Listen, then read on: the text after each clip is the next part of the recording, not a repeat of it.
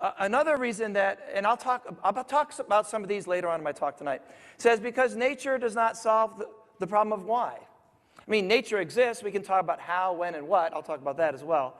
But it doesn't answer the question why.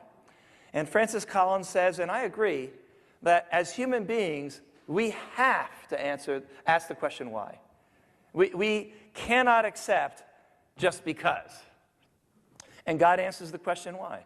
The existence of time, the fine-tuning of the universe. I'm going to just mention a few things about that in the following slides. And then Occam's razor. Do you know about Occam's razor?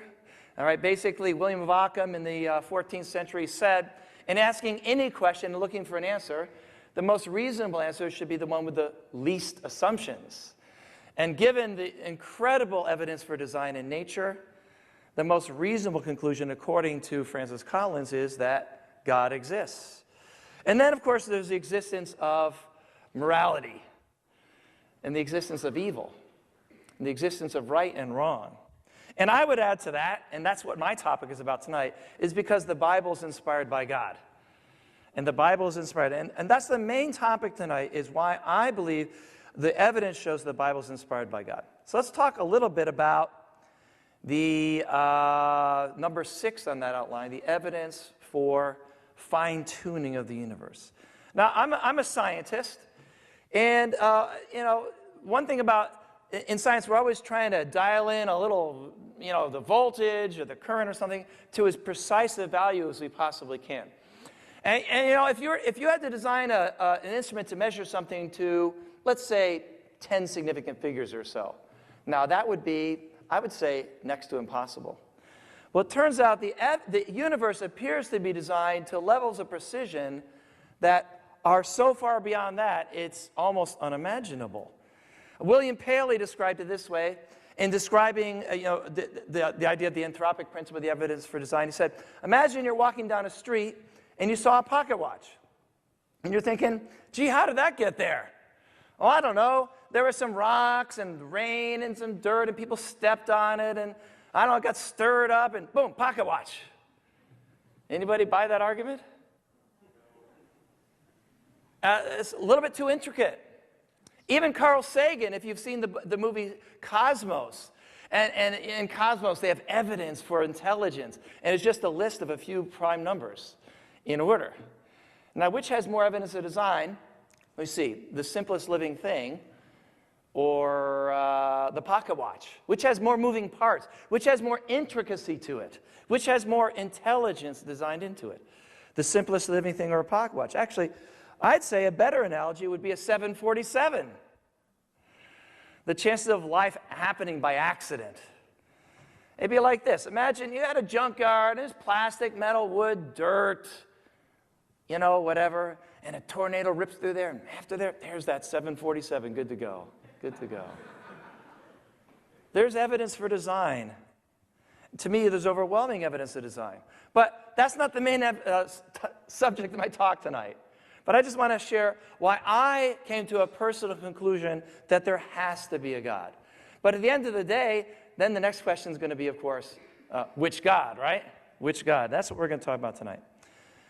So again, as Francis Collins refers to, the universe is finely tuned. And it turns out every parameter that determines how the universe works, the size of the electrical force, the size of the nuclear strong force, the nuclear weak force, and the gravity force, every one of them, if you change them just a little bit, some by 5%, some by 20%, others by 1/100th of 1%, and some parts by 1 part in 10 to the 60th. You change them that much, and there would be no life. In some cases, there'd not even be a universe, never mind life. In fact, those who figured out how the Big Bang happened and modeled, the Big Bang it was a production of an unimaginable amount of energy that was expanding at a fantastic rate and cooling as it expands. And what those who were modeling the Big Bang discovered in the 60s and 70s is that if the force of gravity was bigger than it is by that fraction, and that's a small fraction, folks, would you play the lotto if that was your chances of winning? By the way, go ahead and play the lotto, because to me, that's voluntary taxes. I won't, you do. That's a good thing. Go ahead and play the lotto. Just a little joke there. All right. Do they have the lotto here? I assume they do. They didn't have it when I was here, but anyway. So if the force of gravity was larger than it is, by that fraction, the universe would have collapsed within a very short time, and we wouldn't be here. On the other hand, if the force of gravity was smaller than it is, by that much, then the universe would have expanded forever, and gravity would have not been able to condense stars and galaxies, and we obviously wouldn't be here. That's a pretty lucky accident if the universe was just an accidental thing. In fact, in order for scientists to save atheism, they propose the existence of an infinite number of universes, and we happen to live in the right one. Problem with that is there's no evidence for any other universes. I think that's more of a philosophical idea than it is a scientific idea. So the universe is fantastically, incredibly fine-tuned. And when you look at things like that, how could you not see God? That's how I came to my belief in God. Fred Hoyle, the way Fred Hoyle put it, the physicist, the British physicist, he said, a super intellect has monkeyed with physics as well as chemistry and biology. Now, if I was doing that talk, we'd be talking for about an hour about examples of this. But that's not really what I'm here to talk about tonight. I just wanted to mention some reasons why I believe in God. One of my favorite examples, of course, is Anthony Flew. Anthony Flew was it either the most famous or infamous, depends on your perspective, atheist, especially in the middle 20th century. And it debated all the believers. And basically, the ardent atheist, the Bertrand Russell of his day. And then 5 years ago, he said, I give up. He accepted the anthropic argument. And the anthropic argument is this. The only way we can explain why the universe is what it is, the properties, the periodic chart, and all these things, is that it was created so that we could be here. And that's the only explanation I've ever seen. Either that, or you say there's just no explanation. Another possibility, but given the evidence for design, even Anthony Flew finally said, I give up, and he believes in a creator.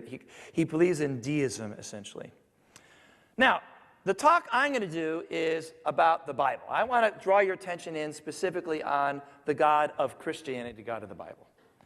And so I like this statement. Dallas McCown is a biologist and well-known philosopher and atheist, but principally as a biologist. And Dallas McCown made this statement. What I'm going to do is I'm going to critique this statement from my perspective, and I'm going to say to Dallas McCown, thank you for writing the outline for my talk tonight. So Dallas McCown said this. Christianity is scientifically unsupported and probably insupportable, philosophically suspect at best, disreputable at worst, and historically fraudulent. In other words, he's saying Christianity is sheer nonsense, and only an uneducated person or ignorant person could possibly believe in that nonsense. Now, I'm going to challenge all three of these claims. I'd say, why would somebody say the Bible cannot be supported scientifically? I'm thinking maybe, possibly, they didn't read it. That's one possibility. Anyway, I'm going to talk about that. But there's this atmosphere, especially at our academic institutions, where, I mean, obviously, if you're educated and if you really were a scholar, obviously you dropped Christianity. I mean, come on. This is for the idiots, and there's crazy people or people who just aren't even thinking. But I reject that. In fact, I'm partially offended by that. And I want us who are believers to be confident and not shrink in the face of this kind of stuff. Let me just share one example, kind of a fun example. A few years ago, I was in a van going up to a scientific conference in Tucson. And it's like 8 or 10 professors all in this van. And this one lady says, Christianity, I don't know those people. Where are they coming from? It's got to be the most ignorant religion. She's there. Like in the Old Testament, it says, if you wear clothing with 2 different materials, capital punishment. How stupid. I said, excuse me, the Bible doesn't say that. She said, oh, yes, it does. I saw it at a website. Well, there you go.